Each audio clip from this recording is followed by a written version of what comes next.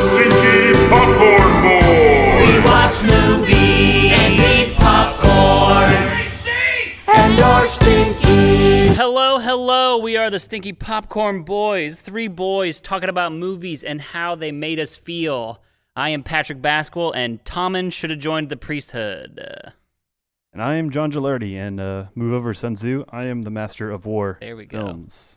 Ooh. And I'm Christian Ames, and I'm pretty sure I have a severe infection in my left hand. Ooh. Ooh. That's right. Today... Not in real life. It's a reference to the film we're talking about. To the film we're talking about today. What's that film, Christian? It's 1917. The World War I epic from Sam Mendes. Initial thoughts? Or, Patrick, you lead us in. Here's a quick little synopsis. Two boys go on a mission to stop a doom charge in World War I, and the year is 1917. And it all takes place in sort of one shot. They try and do it in one shot, more or less. Yeah, it's a war film that's trying to play off like a oneer, which is pretty dang cool. And there's a lot of different ways that you can experience that kind of tried and true or tried and boring thing with war cinema, and doing the one take kind of just brings so many cool different angles to it and emotions, and it likens it to a video game. Yeah. I'm jumping Dude, right in, I thought but, that like, too. I wrote that down in my notes. I It have felt like a video game at I have points. that, especially because like all the hardcore actors like are the Colin Firth. They're all like chapter markers in the video game story, which is kind of cool.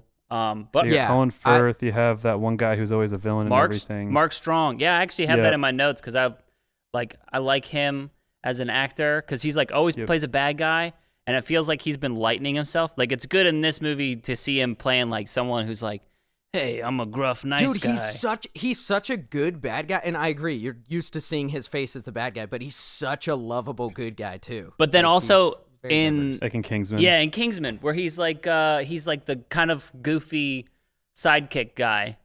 Speaking of Kingsman, how many people saw this trailer and thought, "Oh, it's that Kingman World War I movie"? Dude, I thought that. I'm yeah, guilty.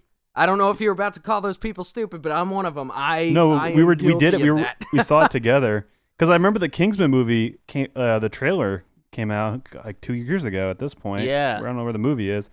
And then I saw the 1917 trailer for the first time. I was like, oh shit, cool.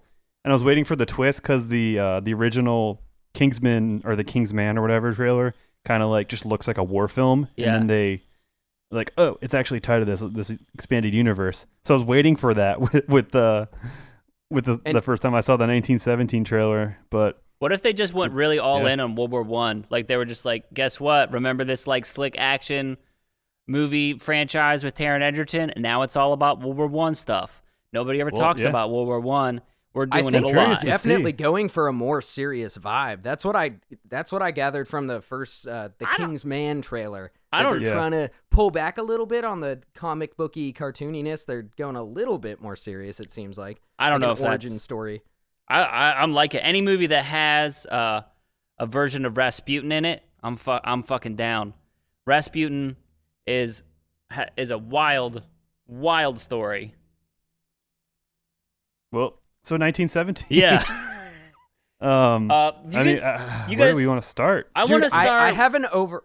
Oh, go for it. No. I just because we've done music videos and I want to talk about. Let's talk about oneers for a second. Just like and that was one of the things that like in this movie you're watching it, and because there's only these two characters involved, like the thing like as we've done with the music videos. You know, we've done a couple of attempts at like oneers where we did the one at John Wick where you're on the walls and we did choreography and stuff, and it's just all the people involved keeping stuff out of the shot, keeping the camera moving, the extras moving the choreography, like just the sheer technical like rehearsal and like is mind-boggling before you even in this case the integration of special effects too. Oh my gosh. And on top of that, the artistic side, the DP for plotting out the cinematography for all of this stuff, like beforehand, that is intense. That's some intense storyboarding. And my biggest note about this movie was that I was worried going into it. I knew it was going to be good because the reviews were awesome. So I knew I was going to enjoy it. But I was worried the one-takey thing would get gimmicky, but it's not. It draws you in. It's almost like a theatrical, like a play, because you're just drawn in by the acting is fucking impeccable. It really just draws you into the world. And again, huge applause to everyone involved, all the special effects, acting, director of photography, the all production design. So well. Yes. Oh my god. You stop thinking. I went into this thinking I'm going to pick out where the cuts happen, and I stopped thinking about that like 5 minutes in. Yeah. I was just There's like I was a few in the world. How many cuts do you think there are in it?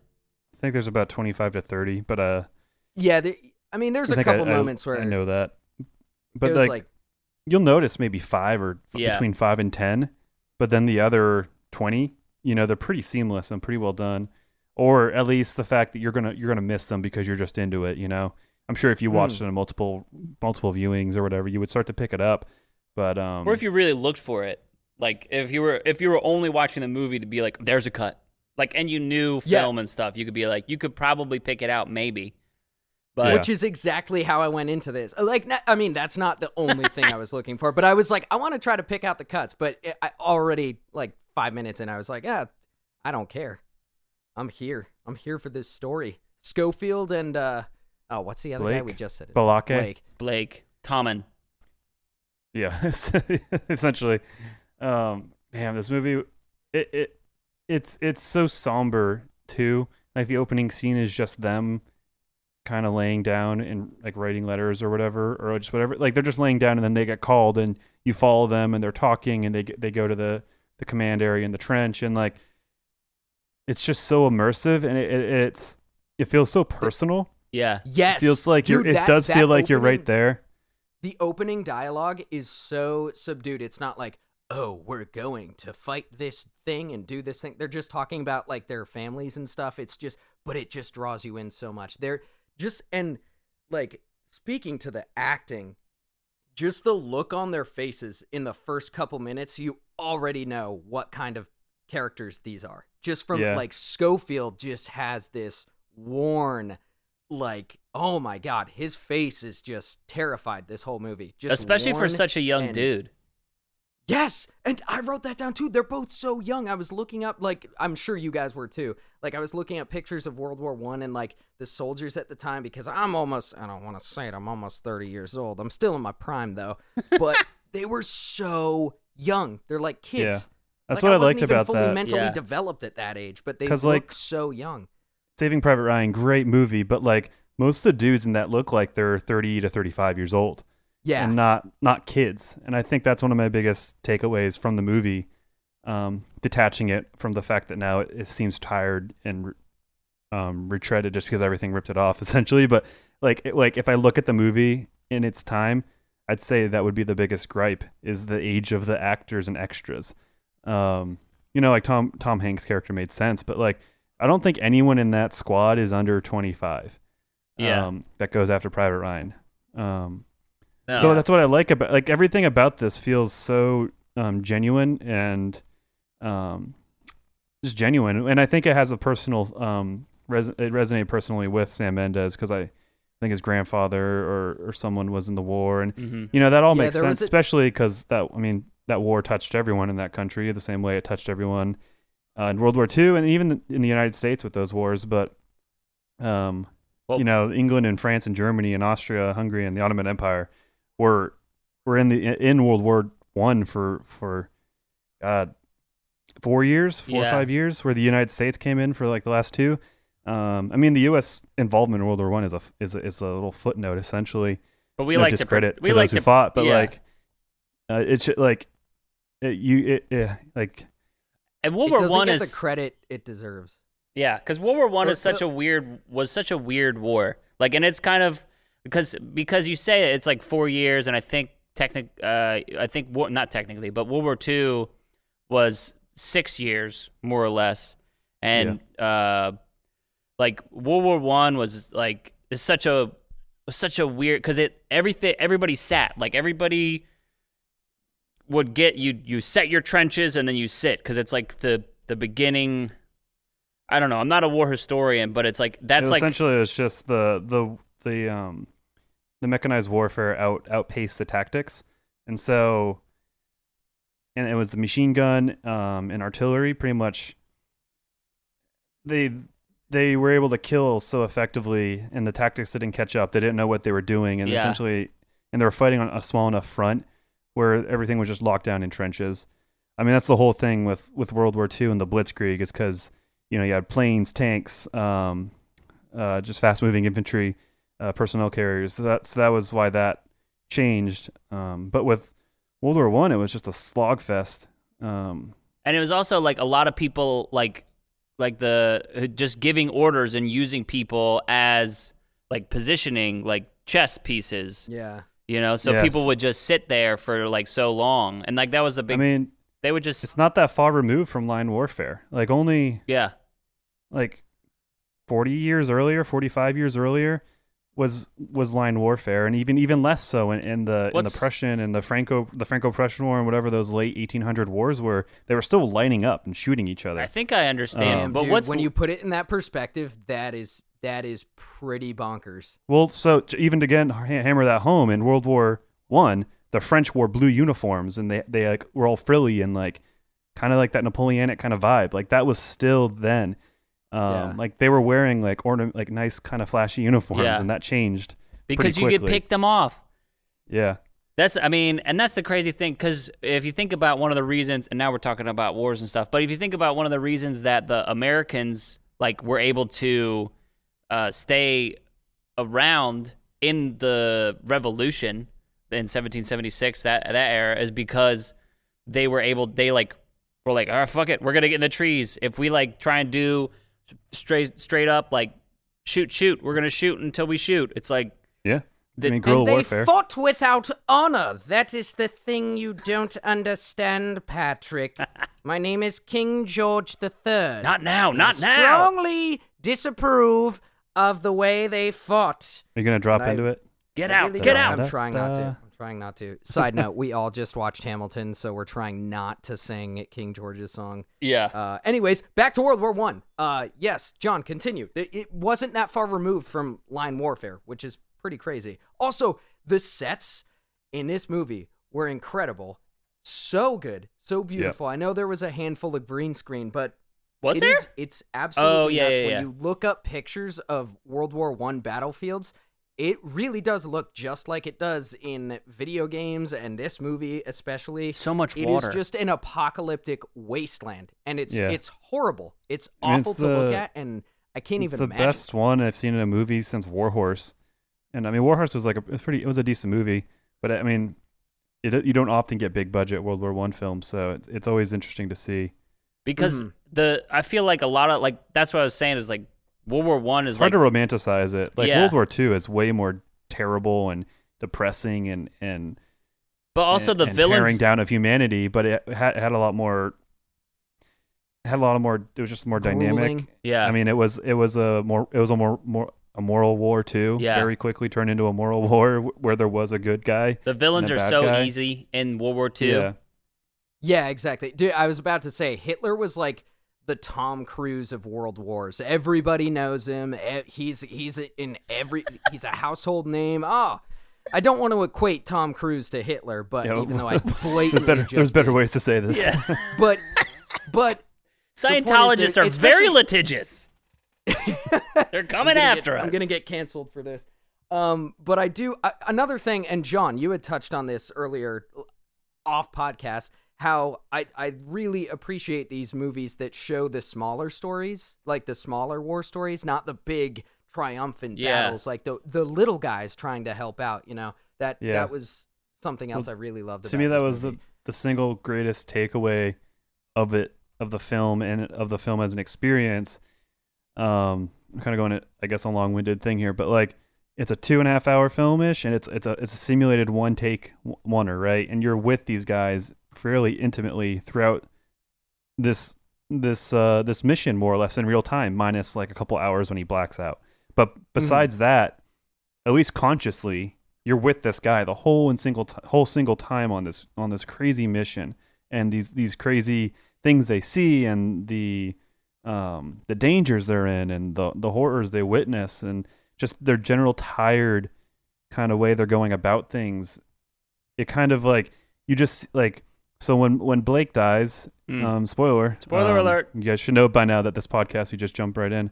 But when he dies, and then Schofield gets like shepherded up into that truck, and he has to just move on with the mission. And it because there's no break in the action, you don't forget about Blake laying down there, you know, like that, just like lifeless body, and it keeps going and going. The movie is this long experience, and a lot happens. But then by the end, when you finally get there, you learn that it didn't matter, or it did matter, but it didn't. It was just like, okay, cool. Yeah. Calls off the attack after it already kind of happened and people started to die, and then he leaves, and he's like, it's like, well, sorry, your brother. That's it. He goes to Richard Madden, the older Blake. God. What's his name? Oh my gosh. He's Rob Stark. Rob Stark. He goes to him. Dude. He's like, sorry, your brother died, and it's just like, Yeah. Oh fuck, dude, that shit. Oh, that broke me up. Well, that that's- performance. the first time I He's watched keeping it together. the first it didn't hit me the first time I watched it because I watched it in big theater and was like, oh wow, so cool, love it. But like when after Blake dies, and they're like, oh hey bro, come with us, we'll help you. And Mark Strong's like, hey dude, you just gotta keep going. I mean, you know, right? Don't think about it. And and it's like his only thing is this mission. And so him recognizing that panic, and then like, we gotta do the thing. Like I didn't recognize it the first time. Like when they get into the mud, and he's like, I gotta do the thing. I gotta do the thing, guys. Please get out of the fucking van and help me push this fucking van. And we're gonna push this van, and I'm gonna push it all the way. And it's just like, oh, that's how he's living with Tom and Blake. Yeah. He's not pushing the gotta- van. He's pushing so much more than that van, dude. and it can't be in vain, and It can't. and he's also got to save his brother. Yeah. So that another one doesn't die. I think Blake's death hit me pretty hard in terms of the performance. I think there's always that when it's acted, is when someone acts the conveyance of like they realize the gravity of what's happening, that their life is ending, that their moments are fleeting, and that panic. And sorry, I don't know the actor's name, but the character Blake, like he did it so well, and it was so. I think it reminded me of Ribisi's or whatever death scene in Saving Private Ryan. Yeah. Like he's a medic, and he's pretty cool and collected, and kind of like emo in a style. Like he's just kind of like, he's like a medic. He's just kind of grizzled, whatever. But even he knows that he's gonna die, in that performance and the conveyance of the panic that it's over, that his moments are fleeting. He it's realizes so, it's horrible. Yeah. And I sobbed like a baby in Saving Private Ryan when that guy died, because it's not like a typical good guy death. Like, it's okay, I will see you in the next life. No, it's like there's fear. There's, I don't want to die. I have so much left to do. It's, fuck. It's heavy. Fucking, it's heavy. It's real heavy. I want to add to this the milk right there. The symbolism of the milk right before he dies. Explain it. Yeah. I'm about to get real film school here. Do it, bro. It symbolizes innocence, purity, and it also foreshadows the loss of one life, Blake, for the future of the French baby, or the Polish baby, French baby. They're speaking French French. baby, yeah. Because remember, he conveniently has the milk, and it's just like, I love that. I'm sounding facetious right now, but I really love that symbolism when he finds the milk, and then he happens to come across a woman with her baby, or it wasn't even her baby. She just found the baby. Well, Hey, baby. and let me film school it on you again, and like connect it up with the white cherry blossoms and he's talking about the story and his story. He's like, oh, they're like, fucking Schofield is like, hey, are all these trees dead forever? And he's like, nah, one of the, like, there'll probably be more trees because when one pit rots, more will grow up. So it's like, oh, they cut them down and they died, but more will grow. And it's I fucking love that so much. That's boom. Like, that's how you do symbolism. That's how, like, take notes. Film students, take notes. That's how you fucking do it. No, I just want Christ-like poses. Christ-like dude, poses in Suicide. I did have a note. Blake's character, really as soon as before he dies, he just kind of goes T-pose to Christ. Like, I hate rigor mortis. religious symbolism in movies, but when not a Christ pose, but when Schofield walks into the town center with all the flames and that one German comes running out, it looked like hell. But I love that. Yeah. That's how you do religious symbolism. I think he and comes I out think and starts shooting at him.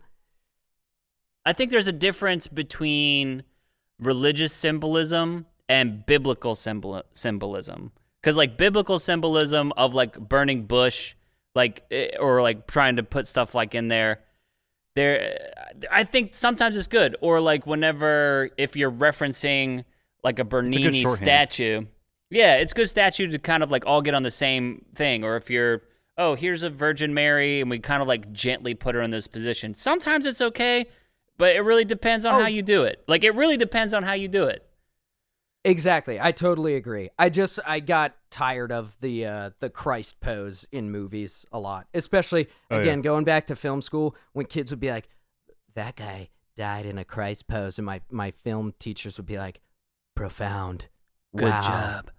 Great job. You are so smart. But no, I agree with you. When it's done right, and all of it done in this movie, I mean, I've really got nothing bad about this movie. I just have through and I don't know. I think my biggest, I mean, I love the movie. It's a 5 out of 5 for me. Spoiler in my review. But my biggest gripe is that the sense of direction, I lose that. I'm confused of where they're moving in the world and how the battle lines aren't crossing, or like I'm just confused about that. Yeah. I guess. Oh, like the mapping out of the geography. I think that took me out of it just ever so slightly because I was just confused about that.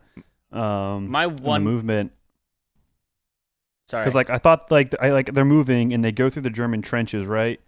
And they go through the artillery pit, and then they come up and they have the little run-in at the house, and Blake dies, and then all of a sudden, like, a little convoy comes by. That was a moment where I was like, oh, he doesn't hear them? Like, how long has they been there? Like, well, I guess they were maybe coming in to check out the plane crash. I don't know.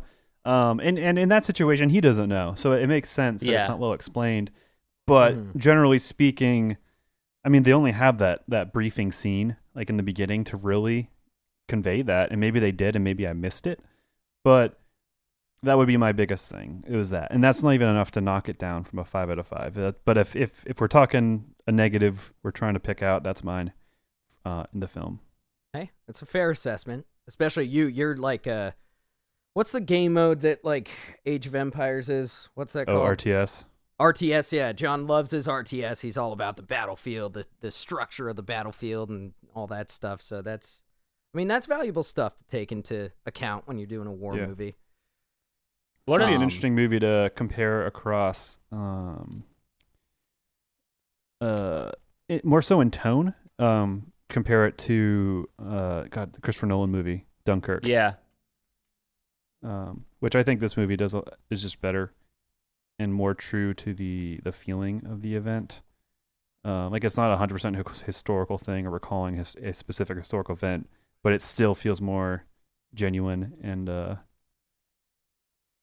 I think just true. I think it feels genuine, but I think, and this is kind of my only gripe with this movie, which is, I don't know, I vacillate between it and I'm hypocritical of myself, but, like, sometimes I feel like I don't feel the same connection to the characters because it does kind of feel like that video gamey thing where it's like, you don't feel the connection? I mean, I do, but not so much, like, because we're, like, that's because we're moving so much, because so much about the performance. I don't know, man. I could kind of go both ways. Maybe I'm just trying to be devil's advocate here for my boy. To contest that, I feel like you definitely get to know them pretty. Not like you don't. You know them as in. You can see their faces pretty intimately. You see them handle situations. Yeah. In a very, very moment to moment way. Like you don't know everything about them. You don't know that Schofield has a kid. Yeah. You know, and I think that reveal, if you want to call it that, so good, is amazing and so well done. Just enough attention was given to it, and that was just greatly done. It's a nice little touch at the end, but I did. You don't know a lot about them and who they are, but you know that they're soldiers, and I think they have enough character to them, but they also aren't. I wouldn't say bland, but they're also like you can step in and be them or be with them, you know, and identify as them while they're going through these things. And I think to me that made them even more relatable or understanding, or made me feel like I knew them really well. Yeah. Well, going off that, I like going back to film school. One of the number one things they tell you is show, don't tell. Mm-hmm. And I just want one scene in particular, Blake's death. The way Schofield handles it, to me, the way he was kind of calm, he was upset, but like it didn't look like the first time he had done this. He has been through this before, like having someone die in his arms. Like the way he handled it, the way he was talking to him, just the look on his face, he wasn't breaking down. He was kind of keeping his composure. And that's saying a lot for Schofield, who looks like he's scared shitless the whole movie, you know? But I think this movie did so much of show, don't tell. Just like put it on the screen for us and let us read it. I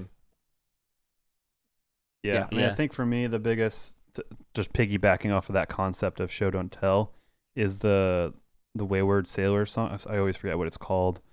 Wayfaring Stranger. Oh, Wayfaring Stranger. Yes. Because like it's after a pretty big rush of a moment, and also again it confuses me about the layout of the battle lines, that he's coming from that hectic situation then into like soldiers chilling out before they go to battle.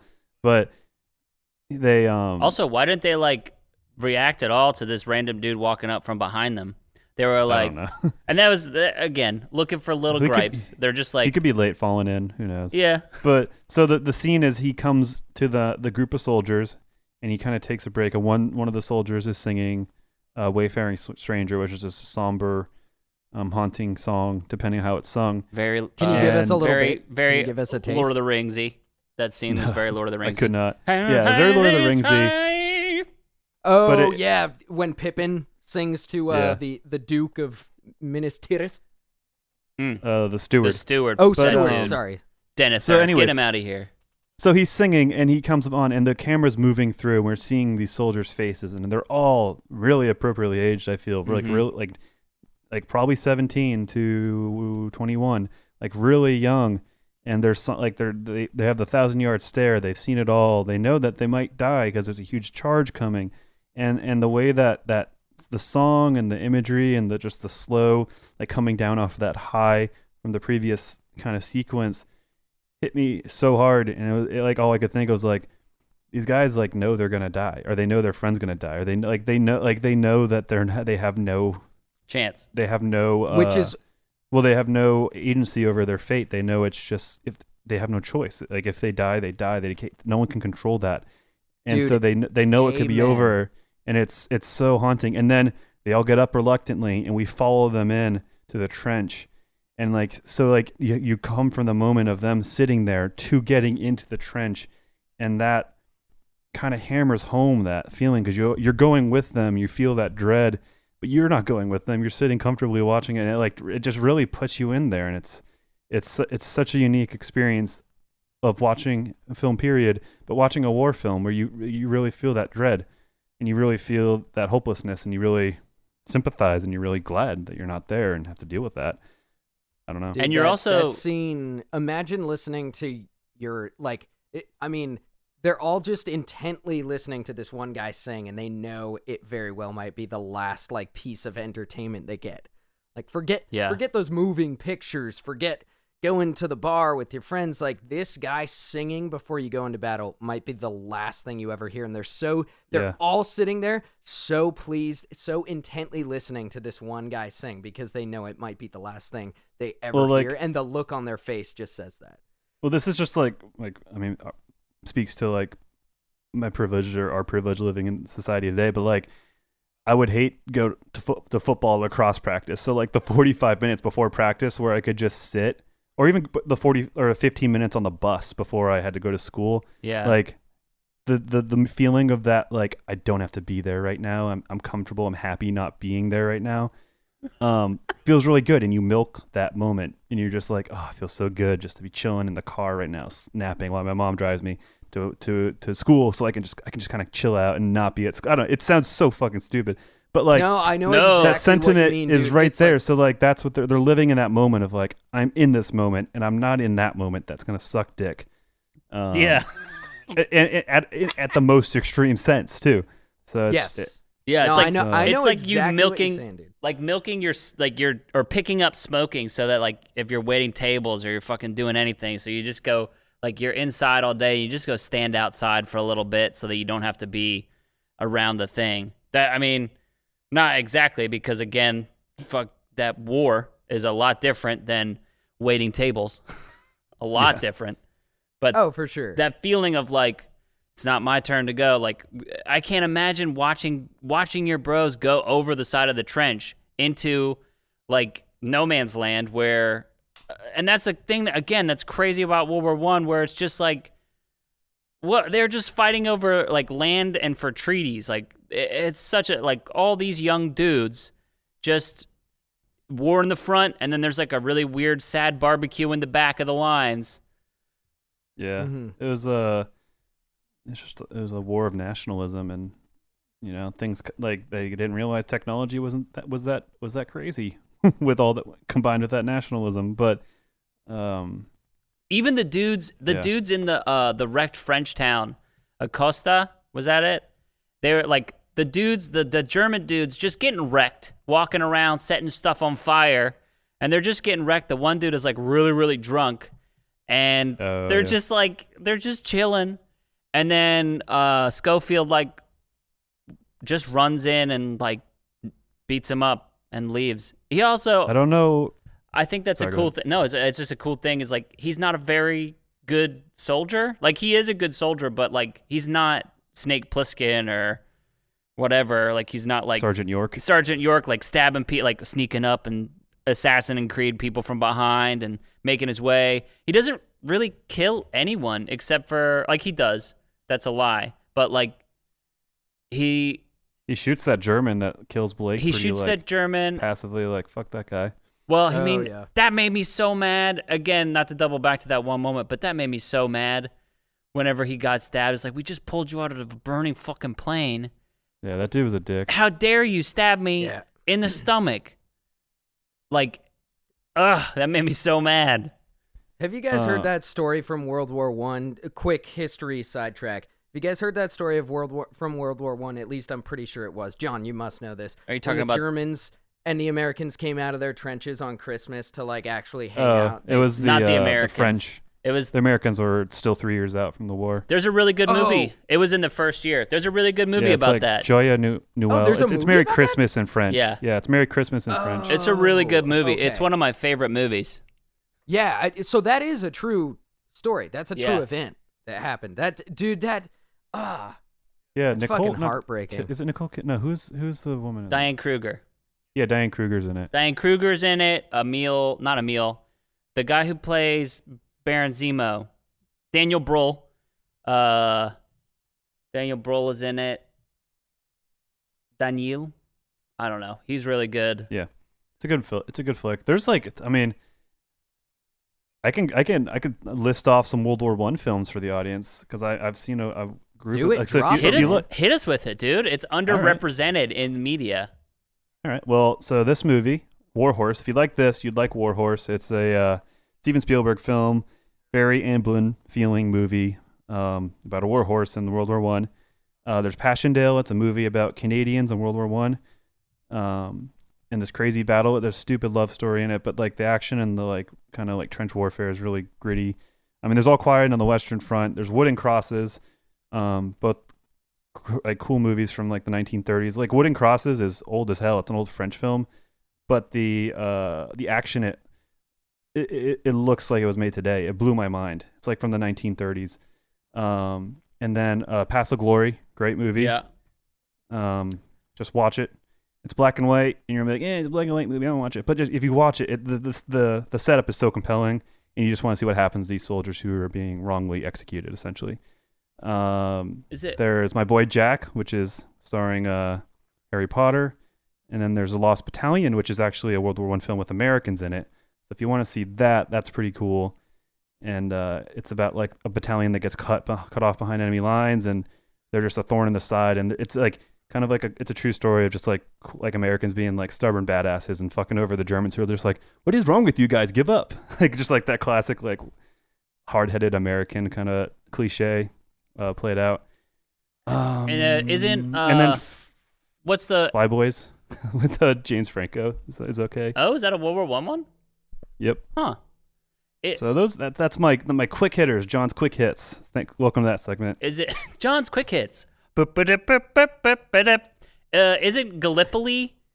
Is that Gallipoli is World War I as well, and that is the Anzac, like Australian, New Zealand people fighting the Ottoman Empire, and that's actually, I can't believe I forgot that. That's like it's like a top 10 war movie for me. Yeah, it's so good, and it's great at just showing like the loss of innocence and the waste of war. It's kind of what that movie is really good at showing. A young Mel Gibson before we knew that he was super anti-Semitic. And racist. Well, yeah. Dude, it sucks. Why? Yeah. He's such a good actor. Why do you have to go and be racist and anti-Semitic and be an asshole? I more like the kind of movies he was making, like these like historical epics. Yeah. Were really cool and fun to see. What was there's another one. Wait, did you already mention it? I might be tuned out. The one with James McAvoy and Keira Knightley? That's actually based on the battle, like the Dunkirk event. Oh. So that's World War II then. What's that movie? Yeah. Atonement. Yeah. So that I guess a few other ones is They Shall Not Grow Old, which is actually from Wingnut, which is Peter Jackson, and he took a bunch of archival World War I footage and colored it and did like crazy sound design, and it brings it to life. And it's one of the coolest documentary kind of style things I've ever seen. So I recommend that. Okay. I mean, Wonder Woman technically, but that horribly characterized the Germans as evil, which in World War I they weren't. They weren't any more unjust or bad or good than the British and French were. It was just a war. Well, they were. Point. That again. I think too. There should be a lot more taught about World War I. Yeah. Well, it was just like shorthand, like Germans bad. World War and Germans means bad, and no, like. I don't know. That was weird. And it's also like, to me that was kind of like, oh, that's like kind of irresponsible to do. Well, and because it was so easy, because that was how, again, there's a, we're taught that the Persians are bad too, and like the Achaemenid Persian Empire was dope as fuck. Cyrus the Great was a really cool ruler. He let people keep their religion, and I mean, I'm sure he did terrible stuff, and I'll get wrecked for it if people ever listen to it, but like I think that the westernization and of history, blah, blah, blah. Not the westernization. History is told by the victors. Of course, the victors are always going to paint their opponents. Also, let's talk about evil. One of the big things about this is its connection to Avengers Endgame with rats doing big things. With the rat sets off the tripwire in the thing. Oh, yeah.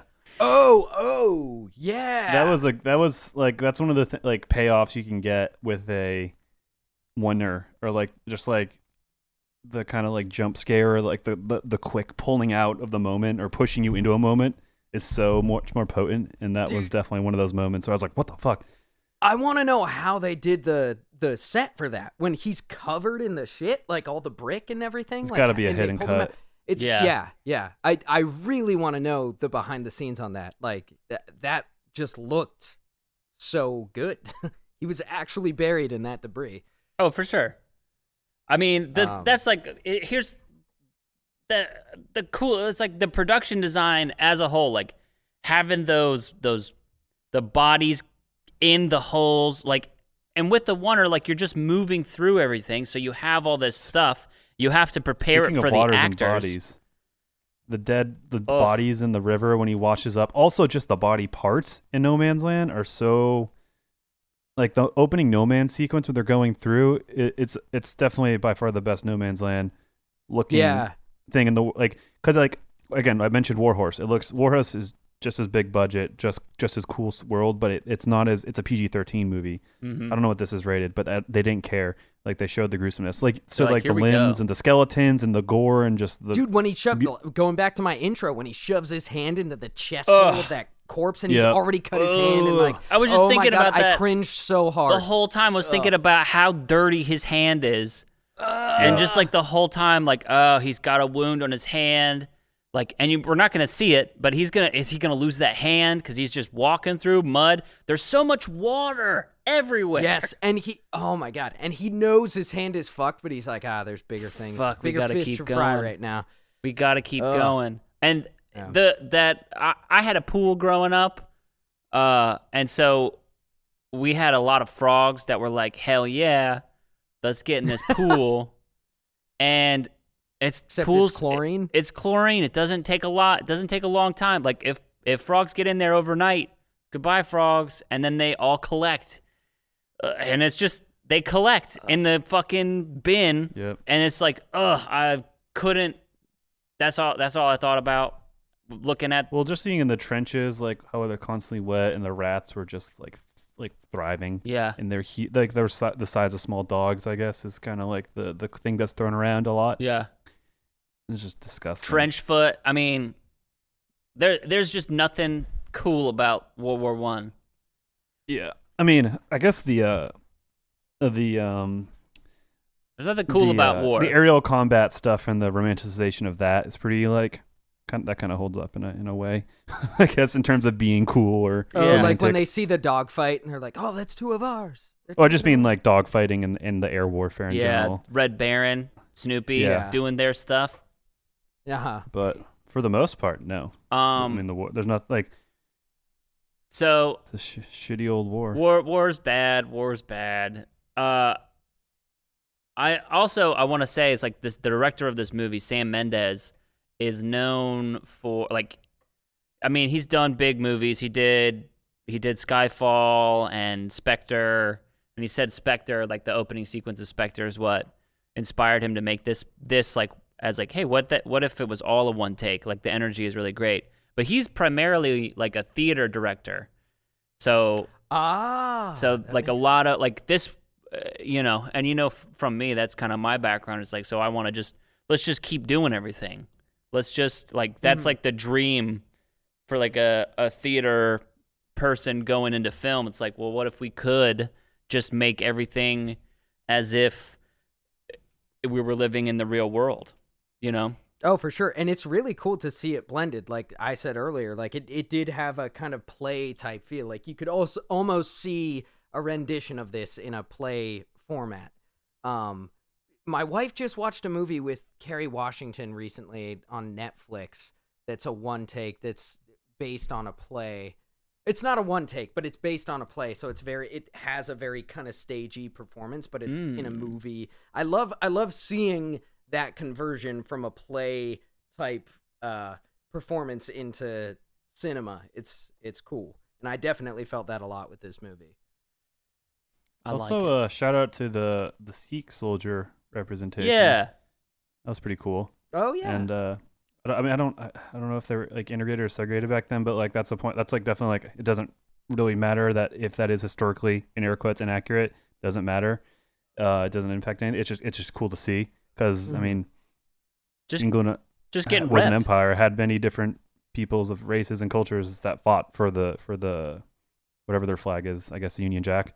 Yeah. So it's cool to see that there. Everyone getting reps, dude. Everyone getting repped. But apparently I don't know which war it was, but the Sikhs, I think they were fighting the British, but like when they were getting colonized or conquered or whatever. The context might be off, but the story of what happened is more or less accurate.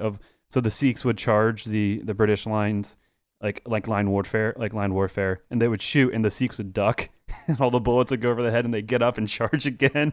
They would kind of like leapfrog up like that. Life hack. And they were just badass warriors in general. So the British were like, "Dang, you guys are cool." Hey, do you guys want to join our team? Yeah, that's essentially kind of what happened. You guys are really cool. You guys want to play with us now? Yeah.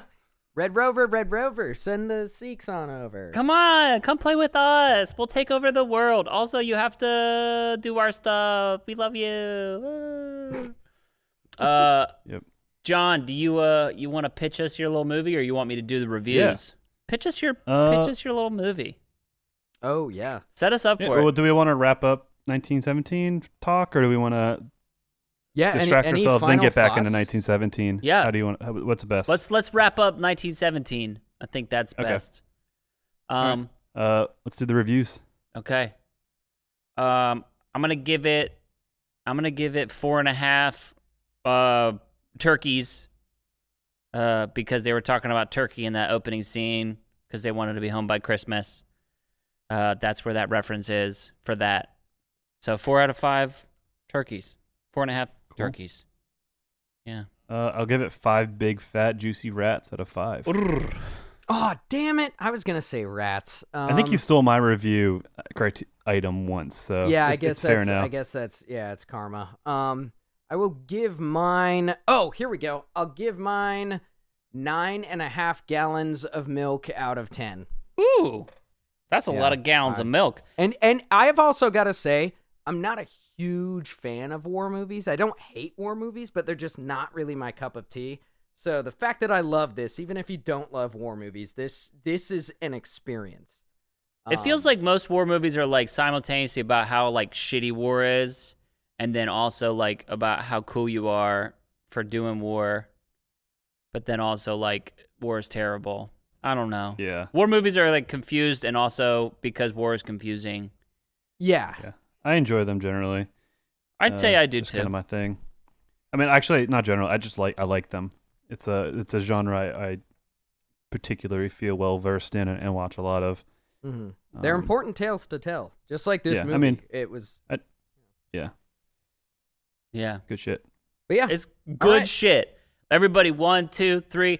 Good shit. Good shit. shit. That's what you say before we. All right. That's what we say before we go over the top. Good shit.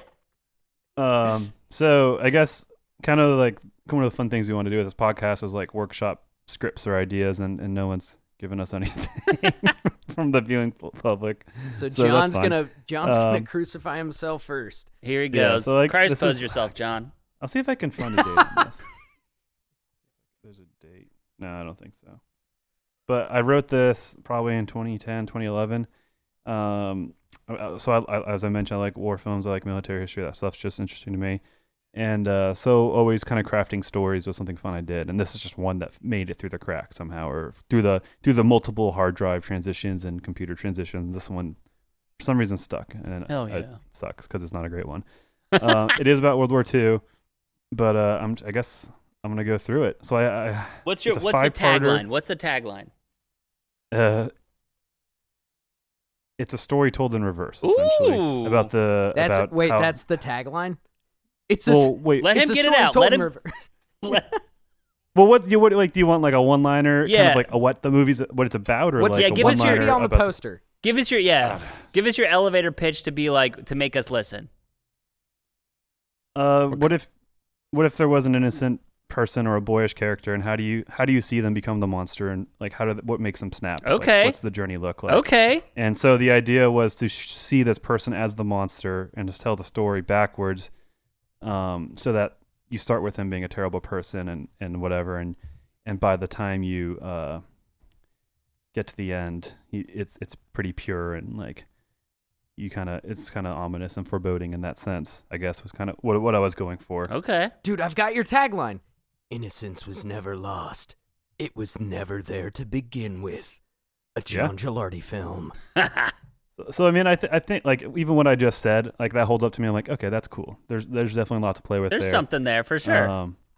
But what I wrote is pretty stupid. So I'll write I guess I wrote like 5 or 6 lines of of a treatment, barely of a treatment. I think it's just ideas, and then I kind of wrote. It was going to be 5 parts, and I wrote out part 1 pretty extensively, and then part 2 has a little bit, and then I have like titles in one-liners for the rest 3 parts. So I guess I'll just go. I'll do this treatment first. We'll see that puts us. Yeah. So story follows Carl, a young German soldier in World War II. So it's a German soldier, so it's also seeing that transition of just normal people and how they kind of like became part of that machine. Yeah. Follows Carl, a young German soldier in World War II, as he battles Soviets on the Eastern Front. The story is told in reverse order as to look at the effects of war in a new light. Rarely is the monster in the story given the engaging backstory, especially in the case where he could be an innocent boy. This is an effort to explore what could make someone go off edge, as well as serve as an overall critique of how things are viewed in hindsight and how they impact and how they move forward. Carl starts off as a low-level recruit, but rises under the arm of a corrupt major that takes favor to him, and he gets into a leadership position. So I guess that's the treatment I wrote. So I guess I have quick hits. So I guess this is part 1, quick hits, I guess. Yeah. Carl kills a sniper. Anna runs from Soviets and gets caught and raped. Oh, Carl gosh. warns Johann and kills him. I don't even know what this means. Anna is put under stress. She kills a Soviet partisan and flees. Okay, this is just gibberish. I don't even know what this is. Who is Anna? I love it. Anna, I think, is like... What's she doing there, in Berlin. I think it's Berlin, so everyone's fighting. Okay. The Battle of Berlin. This is gibberish because it's from backwards, so nothing's established. Yeah. But I think that's kind of what it's going for, is that memento thing. Yeah. I hadn't read this on purpose, so if I did, I would have. Just for me, who do you picture playing Carl? Yeah. I need a person. Carl Weathers. I don't know. Just any German-looking dude. Daniel Carl Brohl. Weathers. Daniel Brohl. I mean, any German-looking dude. Even like the guy who played A Schofield black could German definitely. soldier in World War II. A really old black German soldier too. Yeah. Now, Yeah. That's a separate pitch. That's a separate pitch. Anyway, so it's told in reverse, and like I said, I didn't screen it before on purpose, but it definitely doesn't work well to go backwards. So let's pivot this, and so if you were to tell this kind of story, how would you tell it? I think how someone could turn essentially Anakin's story. Right? Yeah. I think one of the things that is really cool is the Eastern Front. That's a good setting for this, like sort of like, because that was very much like a slog and not fun. We don't see that a whole lot. Like, there's so much killing and again rape and death and murder. Like, I mean, I put the rape in there not because I was being an edgy writer. Like that was 100% a thing, going back and forth and like insane, like I don't know. Like we should definitely watch a movie called it's a Soviet movie about the Eastern Front. It's so good. We definitely should watch it. I think it stuck with me for days. For me and the viewers who don't know what the Eastern Front is, what is that? It's the fight. It's the war on the Eastern Front of World War II. So between the Germans and the Russians on the Eastern Front of World War II. Which is a funny story. Which is like a funny story in of itself because like Stalin was like, "Hey, we're not going to attack you, Hitler, and you're not going to attack us." And Hitler was like, "Yeah, we're not going to attack you. Definitely not. We're totally chill." And then like Operation Barbarossa. Hey, you know what Hitler said? Why are you Stalin? Well, apparently Stalin like locked himself in his room alone and like had a nervous breakdown after it. But anyway, so the Germans cut east and they destroyed and fucked up everything and murdered and raped their way through. And then when the Soviets winter came. When the winter slowed them down and they starved and mass surrenders. But on the push back west, the Soviets returned the favor essentially and just fucked up the Germans. And it was a super just personal, violent, fucked up war. So that movie touches on it. Where is it? It stuck with me for days. Damn, it's so fucking good and haunting. Sounds brutal, but again, a piece of history I never knew about. let me pitch this at you, John and Christian. Let's see how this goes. So I think it's still a mini series, and I think we're still like everything is good, but I think that in order to do it in reverse, I think that like if you have like maybe there's like a young girl, there's like someone who's scared of like the legendary Carl Assface, and they're like, wow, Carl Assface is such a badass, terrible German captain guy, and he's so bad. And then like we flip, and then like we kind of can like Westworld it, where we have like maybe a younger boy who's like pushing forward, and or something where it's like essentially that'd be Carl, but like we see him like getting jazzed up and getting like hyped up to do it. It's the same time, but it's different times. Yeah. And we think that somebody is like, he's like, we're prepping to see this guy take out Carl, the badass asshole. And then it's like, oh no, that's Carl, the badass asshole. No, he started out so pure. Dude, I love that. That's my idea. Also, spoiler, I was reading spoiler alert through for anybody who hasn't seen Westworld. Oh, sorry guys. I was reading through the treatment of the first part, and now I'm grasping it. So essentially, it's parallel action. Like Carl's kind of fighting the war, and his friend or his love interest, when he was living back in Germany, is going through this stuff, and so he finds her and rescues her by happenstance. And so how he gets there, he's a monster. But when he gets there, he sees her, and you kind of get that light of back of the innocence. Like, you kind of get that flashback of him being innocent back in the normal times, and just like there's an interesting thing there too, where it's like the only reason he was able building. Sorry, but it's like that's what that was. I made sense of it. But that's an interesting thing too. It's like the only reason he was able to save her is because he was an asshole. Like he was a monster. Yeah. Like if he hadn't been a monster, maybe he would have died too. I don't know. Yeah. Yeah, John, to backstory, John told us he was going to pitch this shitty movie he wrote, or a treatment he wrote. It's really not that bad, dude. There's a lot of cool stuff in there. Yeah. That's an interesting. We still got to iron out a lot, but there's some cool stuff in there. Also, can I just say, I'm sorry, John, I know you really wanted to cast Carl Weathers in Whiteface. I know that's what you wanted, but I was picturing like more of a Ryan Gosling. I think Michael Fassbender will de-age him like the Irishman. Oh, yeah. Well, what he needs to be is someone who was 18 or 17 or 19, between 17 and 19 when the war started. So it has to be someone who's 23 to 25. Chalamet. Who looks, because of their aging and their weathering and the shit they've been through, looks like they're 35. Matt Damon. Kinda is who that could be. I still think Carl Weathers is the best choice. The leading man. I mean, that's what I'm really thinking. Carl Weathers in his Predator prime. The movie I remembered that I think we should do an episode on is Come and See. So it's a Soviet film about World War II, which to them actually is called the Great Patriotic War. Oh. So to them, I mean, the suffering that the Soviet people had was unprecedented. I think it's upward 30 million, I feel, and I think that's low. Like for World War II?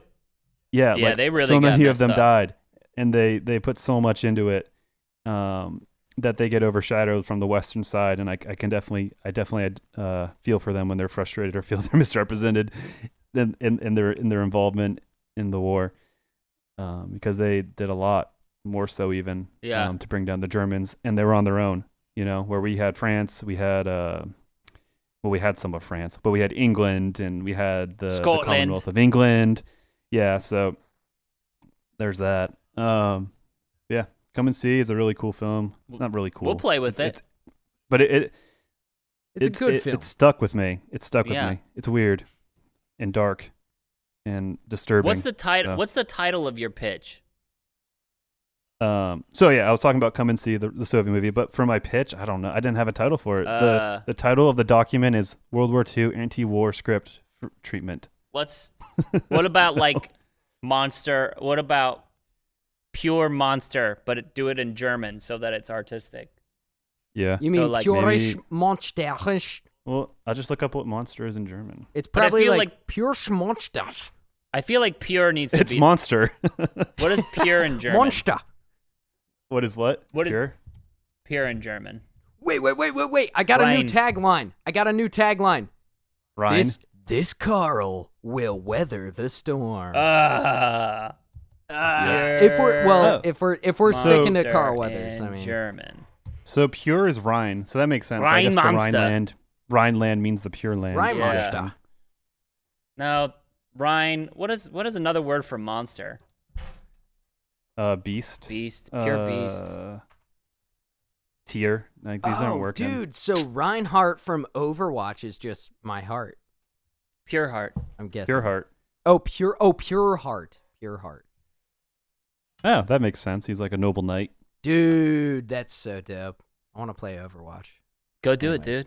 Well, let's. What do you guys? He can't because he doesn't have internet. That sucks, bro. Yeah, my internet's out. That's a.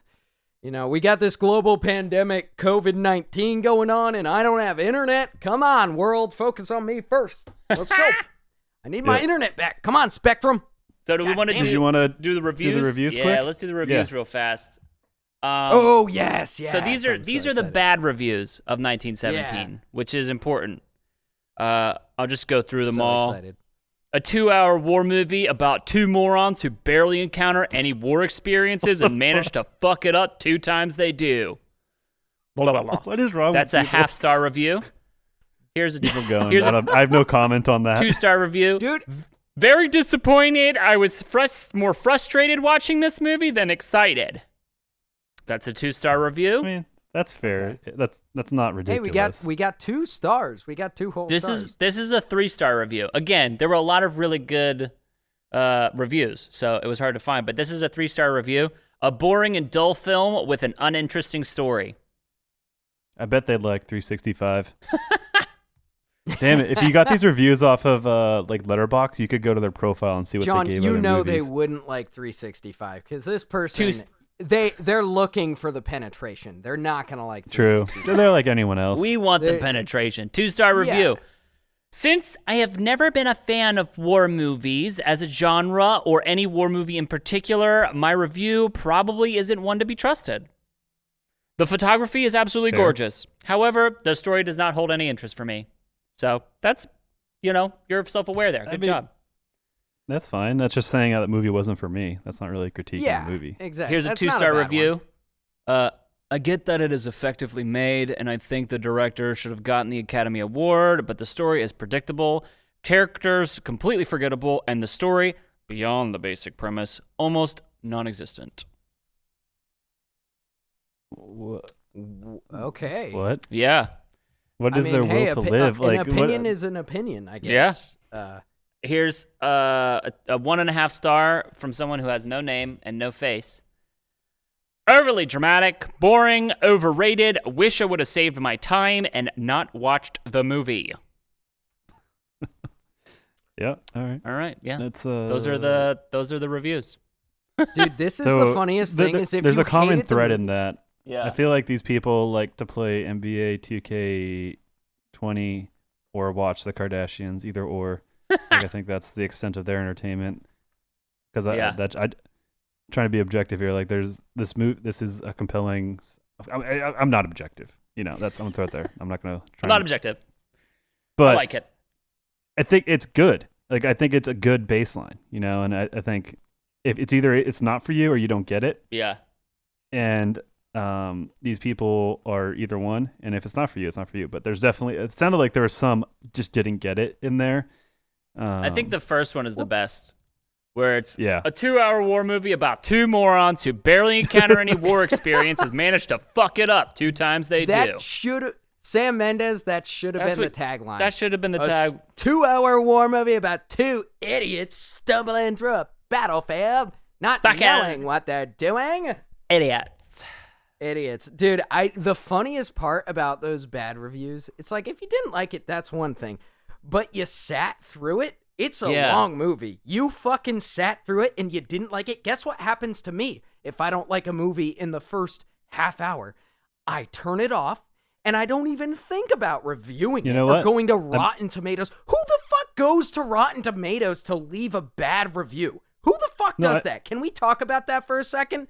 Who does that? You know what? I bet that guy is the kind of person who eats a meal they don't like and then asks for the refund or complains to the Yeah, but you ate the whole thing. manager. You ate the whole thing, bro. You ate the whole thing. You ate the whole thing. I just. But I didn't like it from the first bite. I knew from the first bite it was just gonna be a 2-hour war movie about two morons stumbling across a battlefield. They should really Doesn't make just any sense. They should just do a podcast about it instead of writing reviews on Rotten Tomatoes. They should do podcasts about it. They probably love The Rise of Skywalker too. Ugh, Dude, that's the if you don't biggest like a insult movie, that John just could stop. throw. I mean, well, I guess if you're in a movie theater, you kind of have to watch it. No, you could walk out. You could fucking walk out. If you I don't walked like out it, of walk out of Grown Ups too. I was like, I'm done with this. I walked out of Grown Ups 1. Spring Breakers. Oh, not a Harmony Korine fan.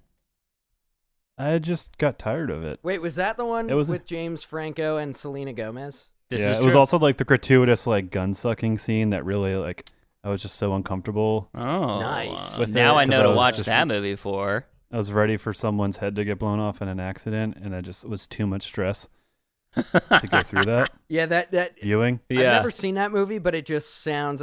Doesn't James Franco dress up like Skrillex Riff-Raff, in that? essentially. Not Skrillex, Riff Raff. Yeah, Yeah. Skrillex, Yeah. Riff Raff, same thing. Well, it has like Selena Gomez and I think Vanessa. It just has a couple like Vanessa former Disney Hudgens, stars, like Ashley Benson. being like, yeah, like doing drugs and being like promiscuous, and it's like, oh wow, now here they are now, not innocent anymore. Kind of, it was just kind of that was essentially the purpose of the movie. I felt was to shed their innocence. I don't Yeah. like as not even as the characters or the characters of shedding innocence as a coming of age. I think it was the actors. shedding their- innocence. Well, dude, it Yeah. brings back my tagline: "The innocence was never lost. It was never there to begin with." Oof. Is that my tagline for your movie? I think it was I something think like Something that. like something that. like that. Yeah. Like innocence isn't or evil The isn't or something purity. about purity. The purity was never there. He was always a monster. That's the terrible. milk. The milk It's like always. an Alec Guinness. The milk always Yeah, had big- blood in it. The milk. Well- That was doesn't milk when it comes out? Isn't it like weird and bloody and gross and like mucusy, and then you have to pasteurize it? Wait, are you talking about like Uh, cow milk or like Yeah, like isn't it- human boob milk? boob milk? I guess either. I don't know. I don't know enough about. I've Well- never milked a cow except for in Red Dead Redemption 2. So I don't really know. But I thought that it was like, oh, we have to pasteurize it or cook it or something. Well, But- you definitely. I mean, if you want to refrigerate it, I think the pasteurization process is what makes you have to refrigerate it. Otherwise, you don't Okay. have to. I'm pretty sure. Don't quote me on that, but I'm pretty sure there's something about the pasteurization I'm quoting you on it. process. I'm quoting you Uh, on it. Dude, I know a lot about milk. Trust me, I'm very intrigued about the process of milk. If me and my wife ever have kids, I'm Really definitely intrigued on the process of I'm milk. definitely What the fuck? intrigued about the idea of milking my wife. It Oh. sounds. I just Whoa. want to see what could come of milking a human like a cow. You know. What the?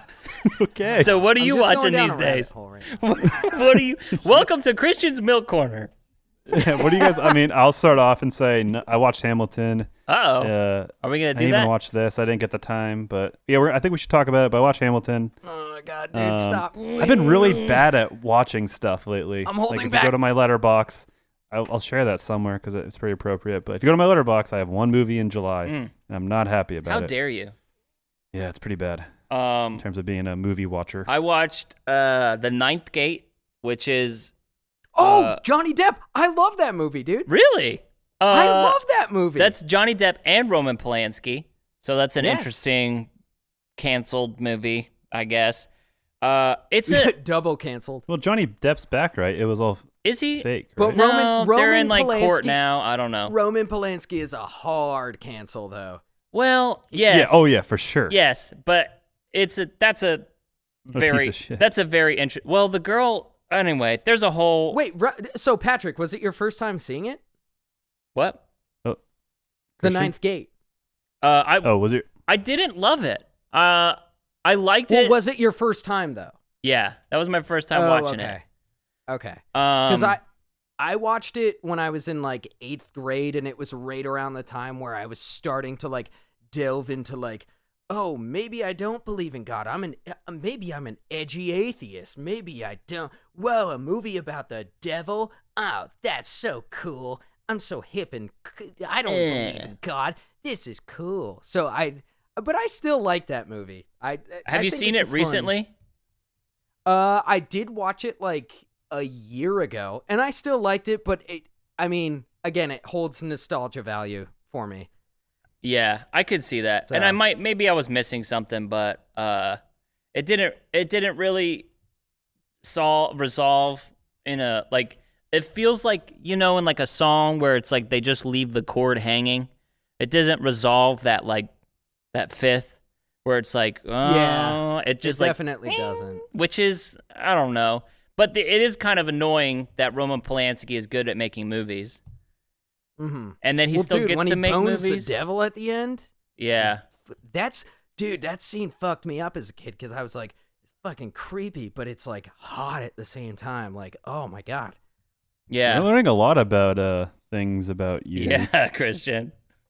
Yeah. This. I also watched all of the Pirates of the Caribbean except for the first one. And I watched Sorry to Bother You recently, which is freaking dope. We should talk about that. I would love to do a talk podcast about on that. I think it's recent enough. We should definitely get what some. What is Sorry to Bother You? That's the one with Lakeith Stanfield.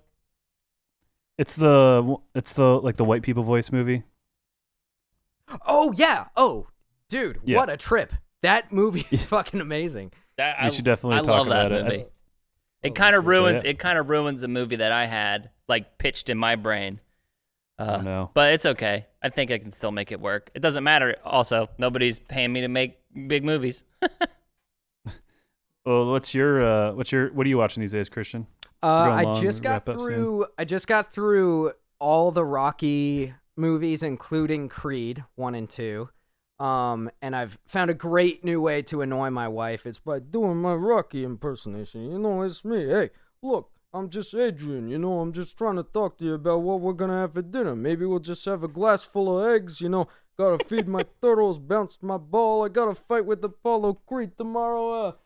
Adrian. Yeah, but dude. So my wife won't watch them with me, and I'm like, they're not about boxing. The Rocky movies are not about boxing. It's about the life fight. It's about the fight such to a great survive. script. It's so especially, I love all the Rocky movies. Even the shitty one, Rocky 5, I still enjoy that movie. But Rocky 1 is such a beautiful motion picture because it's barely about boxing. It's about Rocky. It's about his fight for life. It's so fucking good. And I love those movies so much. Dolph Lundgren is the epitome of man in Rocky 4. So yeah, that's what I've been getting into. No, yeah. Take that back. Michael B. Jordan, his body is fucking perfect. I love men's physiques. We've talked about this on the podcast. Michael B. Jordan rivals Carl Weathers in Rocky 1 and 2. Well, then you got Tessa Thompson in there, and she's strong. Oh, dude, and Tessa Thompson's great, but remember the first time I watched Thor? I was drunk. Thor Ragnarok, that is, and Christian, we watched it together. And I was like, I was just really drunk. I was like, fuck. I just was going on about Tessa Thompson. I was like, oh my god, she's so hot. She's fucking. She's also in Sorry to Bother You. Yeah. She is. Yeah. Yeah. But and the Westworld. Rocky movies. This is true. Those movies, I've watched them probably 5 times over.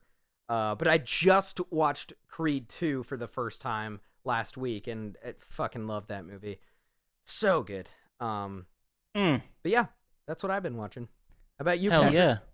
Or no, John. We got to hear what John's been watching. Well, he said I nothing. only watch Hamilton. I said I've been bad at watching movies. This is it. Thanks for listening, Christian. Maybe he has to pee as bad as I do. I do have to pee. Yeah. Well, yeah, that was cool. That was good. This is a fun that one. was 1917. Coming to you from the Stinky Popcorn Boys. And what's next? Let's say we're not going to announce it, but I want you to add the whistle, or I'll add the World War I whistle and mix. But let's let's go over the top, boys, and then I'll put the whistle sound effect, and it'll play us out. Here we go. Let's in an English accent too. Right, gentlemen. Let's go over the top on the count of 3. God save the Queen. God save the Queen, yeah. Fuck King George. Fuck Freddie Mercury. Yeah, I can't wait to milk my wife when I get home.